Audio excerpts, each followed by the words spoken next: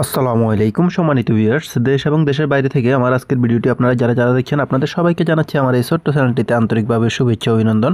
তো বন্ধুরা, আমি আজকে আপনাদের সঙ্গে মূলত আলোচনা করব হচ্ছে একটা বাড়ির ফ্লোর প্ল্যান ডিজাইন নিয়ে। আমার সামনে আপনারা দেখতে পাচ্ছেন এই বাড়িটা নিয়ে বিস্তারিত কথা বলবো যে বর্তমান সময়ে এরকম একটি বাড়ি করতে গেলে আপনাদের কত টাকা খরচ হবে, কী কী মালামাল লাগবে, যাবতীয় সম্পূর্ণ সব কিছু নিয়ে আপনাদের সঙ্গে আলোচনা করব।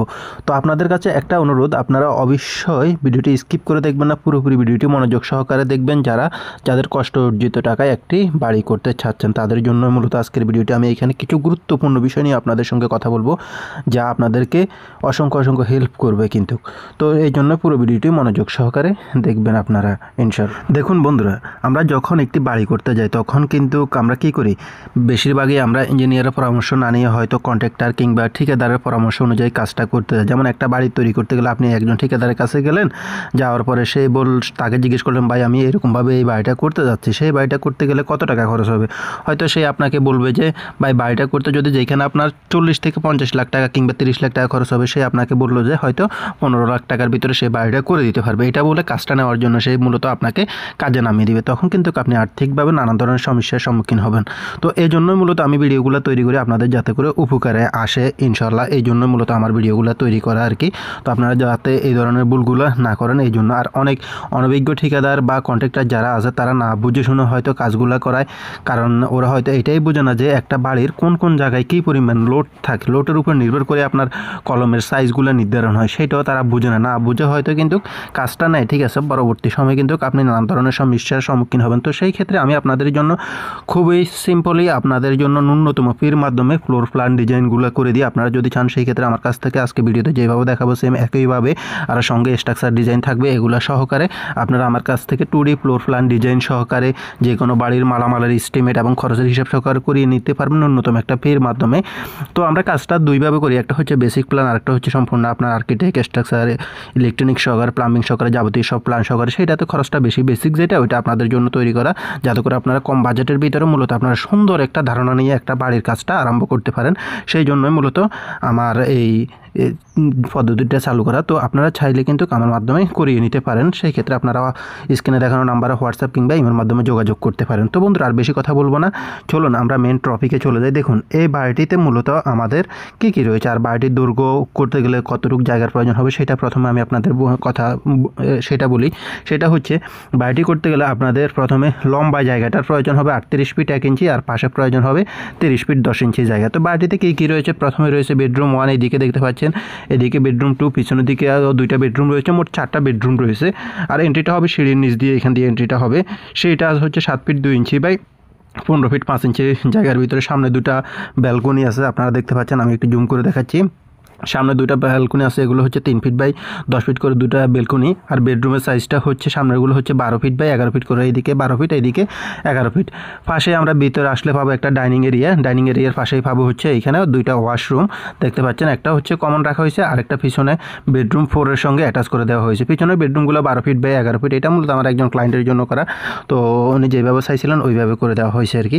পাশে একটা এখানে কিচেন রুম আপনারা দেখতে পাচ্ছেন, এটা হচ্ছে 9 ফিট 5 ইঞ্চি বাই 6 ফিট একটা কিচেন রুম আছে। আর পিছনের দিকে আরেকটা ওয়াশরুম আছে এখানে, এটাও অ্যাটাচ, এটা বেডরুম 3 সঙ্গে অ্যাটাচ করে দেওয়া হয়েছে। এটা হচ্ছে 7 ফিট 2 ইঞ্চি বাই 4 ফিট। তো এখানে দেখুন আমাদের এই বাড়িটি করতে গেলে মোট কয়টা কলমের প্রয়োজন হচ্ছে। আমাদের মূলত সামনে গ্রেড লাইনটাতে আমাদের 4টা আছে, তারপরে হচ্ছে 4টা 8টা, তারপরে 4টা 12টা, এবং পিছনের দিকে আছে হচ্ছে 4টা 16টা। তো এইখানে দেখুন সবগুলো কলমের সাইজ কিন্তু এইখানে একই রকম হবে না। সেই ক্ষেত্রে আপনার দেখা যাচ্ছে কর্নারে, এই কর্নারে আপনি খেয়াল করে দেখুন, এই কর্নারে আমাদের উপরে যে ছাদটা হয় কিংবা আপনার রুফ বিমটা হবে, সেই ক্ষেত্রে এখানে বিমটা আসবে হচ্ছে আমাদের এই কলমটার উপরে কয়টা, 2টা। তো এখান থেকে আপনি 50% ধরে এই লোডটা এখানে আসবে, এদিকেরও সেম 50% লোডটা আমাদের এদিকে আসবে এই বিমটা, ঠিক আছে। তাহলে এখানে 2টা বিমের লোড আসতেছে, তো সেক্ষেত্রে এখানে লোডটা একটু কম থাকে। আর এই কলমটার উপরে আসেন, এই কলমটার উপরে কিন্তু 3 দিকের লোড আসতেছে, সেক্ষেত্রে এটার উপরে আরেকটু বেশি থাকতেছে।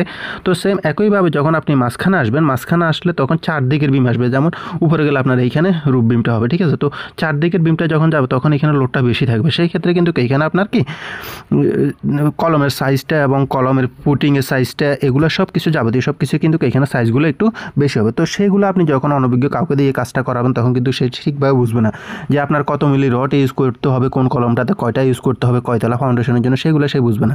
তো আমি মূলত আজকে আপনাদেরকে যেটা দেখাচ্ছি এটা হচ্ছে এই বাড়িটা দোতলা ফাউন্ডেশন দিয়ে করতে গেলে আমাদের কত টাকা খরচ হবে আমি বিস্তারিত নোটপ্যাডে লিখে রেখেছি, ওইখান থেকে আপনাদেরকে দেখাবো। আর আপনারা যখন আমার কাছ থেকে ফ্লোর প্ল্যান ডিজাইন সহকারে যাবতীয় সব কিছু করে নেবেন, ওই ক্ষেত্রে সঙ্গে কিছু স্ট্রাকচার ডিজাইন দেওয়া থাকবে, যেমন আপনার ফুটিংয়ের সাইজগুলো কতটুকু হবে, কতটুকু মাটিটা কাটবেন, মাটির গভীরে কতটুকু যাবেন, কত মিলি রড ইউজ করবেন কলমে, সব কিছু যাবতীয় সম্পূর্ণ ডালাইটা কত ইঞ্চি করবেন সব কিছু ওইখানে বিস্তারিত লেখা থাকবে এবং স্ট্রাকচারে দেখানো থাকবে ডিজাইনের ভিতরে। তো ওইভাবে করলে বেসিকের ভিতরে করলে আপনারা কম খরচের ভিতরে ন্যূনতম একটা ফির মাধ্যমে করে নিতে পারবেন। সেই ক্ষেত্রে আপনারা অনেক দিক দিয়ে কিন্তু লাভবান হবেন। কারণ আমি আপনাদেরকে এখানে ইউটিউবে আমি যেভাবে বুঝাই আমার মনে হয় না অন্য কেউ আপনাদেরকে এইভাবে বুঝিয়ে বলবে। কারণ আপনি সারা জীবনের কষ্ট অর্জিত টাকায় আপনারা বাড়িটা করবেন, সেই ক্ষেত্রে আপনি চিন্তা ভাবনা করে ভেবে শুনে কিন্তু কাজটা করবেন। তো বন্ধুরা বেশি কথা বলবো না, আমরা মূলত এই বাড়িটা করতে গেলে আমাদের কত টাকা খরচ হবে ছাদ পর্যন্ত দোতলা ফাউন্ডেশন দিয়ে, সেইটা আমরা এক নজরে গিয়ে নোটপ্যাড থেকে বিস্তারিত দেখে নিব এবং কাজের নিয়মগুলো সহকারে। তাহলে চলুন আমরা নোটপ্যাডে চলে যাই। বন্ধুরা আমি এখন নোটপ্যাডে চলে আসলাম। তো এখান থেকে বিস্তারিত আমি আপনাদেরকে খরচ থেকে শুরু করে যাবতীয় কত টাকা খরচ হবে ছাদ পর্যন্ত করতে গেলে, তো আপনারা সেই ক্ষেত্রে যদি গাঁথনি প্লাস্টার সহকারে খরচের হিসাবগুলো জানতে চান, সেই ক্ষেত্রে আমি আপনাদেরকে আপনারা মূলত আমার কাছ থেকে করে নিতে পারবেন ন্যূনতম একটা ফির মাধ্যমে। তো সেই ক্ষেত্রে আপনারা আমাকে হোয়াটসঅ্যাপ কিংবা এই মতো নক দিলে ওইখান থেকে করে নিতে পারেন। তো আমি এখানে এক নজর আপনাদেরকে দেখিয়ে দিচ্ছি। এইখানে প্রথমত গড়টির মোট আয়তন হচ্ছে 1228 বর্গফিট, এটা হচ্ছে কার্নিশ সহকারে। গড়টির ফাউন্ডেশন 2 তলা, গড়টিতে মোট কলম সংখ্যা হচ্ছে 16টি। সেম একইভাবে আপনারা আমার কাছ থেকে কাজটি করিয়ে নিতে পারবেন। তো এইখানে আপনার ডালাইয়ের অনুপাত, গাঁথনি প্লাস্টারের অনুপাত, তারপরে হচ্ছে আপনার ফুটিং এবং বেজের কাজ। এইখানে F1 ফুটিং ছিল হচ্ছে 6টি, আমার যে প্ল্যানটা দেখাইছি ওইটাতে F1 মানে হচ্ছে এইখানে আমি কিছু ফুটিংয়ের নির্ধারণ, এটা সাইজগুলো মানে বোঝানোর জন্য এখানে F1 বা F2 দেওয়া হয়েছে। তো যেমন এখানে কর্নারের এবং পিছনের 2টা কলম আছে, ওই 2টা কলমের সাইজটা F1 রাখা হয়েছে। তো এগুলার গভীরতা কতটুকু, এইগুলার গভীরতা মাটিটা কাটতে হবে, পাশে কাটতে হবে 4 ফিট বাই 4 ফিট, গভীরতায় যেতে হবে হচ্ছে 4 ফিট 6 ইঞ্চি। বেজের রডের সাইজটা হবে 12 মিলি রড, এটা হচ্ছে 5 ইঞ্চি পরপর বাঁধবেন। 12 মিলি মানে হচ্ছে আপনাদের 400তে ডালাই কত ইঞ্চি হবে, 3 ইঞ্চি হবে প্রথমে আমাদের সিসি ডালাইটা, তারপর বেজ বসানোর পরে বেজটা বসিয়ে কলমটা দাঁড় করানোর পরে মেন ডালাইটা হবে, মূল ডালাইটা হবে আমাদের 12 ইঞ্চি। তো কত কেজি রড লাগবে F1 ফুটিংয়ের জন্য, এখানে আলাদা আলাদা সব কিছু আপনাদেরকে ভেঙে ভেঙে মূলত হিসাবগুলো দেওয়া হয়েছে যাতে করে আপনারা বুঝতে পারেন। তো এখানে সিমেন্ট লাগবে কত ব্যাগ আপনার 6টি ফুটিং ডালাইয়ের জন্য। তারপর হচ্ছে আপনার F2 মাঝখানের এবং সিঁড়ির পাশের কলমগুলোতে। তো F2 ফুটিং ছিল আমাদের 10টি, মোট 16টির ভিতরে আপনার ওইখানে গেছে কয়টা, 6টা। আর F2 হচ্ছে 10টা। এখানে সাইজগুলো লেখা আছে, মাটিটা কতটুকু ব্যাগ, কতটুকু কাটবেন, রডগুলো কতটুকু কত ইঞ্চি পর বাঁধবেন, যাবতীয় সব কিছু এখানে আপনারা ডিটেলস দেখতে পাচ্ছেন। তো পুরো ভিডিওটিতে যদি আমি পুরো হিসাবগুলো দেখাতে চাই তাহলে আপনাদের অনেকটা সময় চলে যাবে, ভিডিওটা অনেকটা লম্বা হয়ে যাবে। কলমের সাইজ দেখুন, এখানে C1 F1 মানে F1 ফুটিংয়ের উপরে F1 বেজের উপরে C1 কলমটা বসবে, সেইটার হচ্ছে 6টা কলমের ভিতরে আমাদের কলমের রডের সংখ্যা থাকবে 4টা করে 16 মিলি। শর্ট কলমের সাইজটা থাকবে 12 ইঞ্চি বাই 12 ইঞ্চি, লং কলমের সাইজটা হবে 10 ইঞ্চি বাই 10 ইঞ্চি। রড কত কেজি লাগবে এইখানে দেওয়া আছে সব কিছু যাবতীয়। তো এইভাবে সম্পূর্ণ এইখানে হিসাবগুলো ডিটেলস সহকারে যাবতীয় সব কিছু দেওয়া আছে। আর আপনারা প্ল্যান করলে ওই ক্ষেত্রে কিন্তু ওইখানে আপনাদেরকে স্ট্রাকচার ডিজাইন সহকারে দেওয়া হবে আর কি, কিছু কিছু স্ট্রাকচার ডিজাইন থাকবে, কলাম, ফুটিং, গ্রেড বিম, এগুলোর স্ট্রাকচার ডিজাইনগুলো দেওয়া থাকবে। তো এখানে গ্রেড বিমের কাজগুলো আপনারা দেখতে পাচ্ছেন। তো আমরা খরচের হিসাবের দিকে চলে যাই, দেখি খরচটা কত টাকা আসে আমাদের যদি এই বাড়িটা ছাদ পর্যন্ত করতে যাই।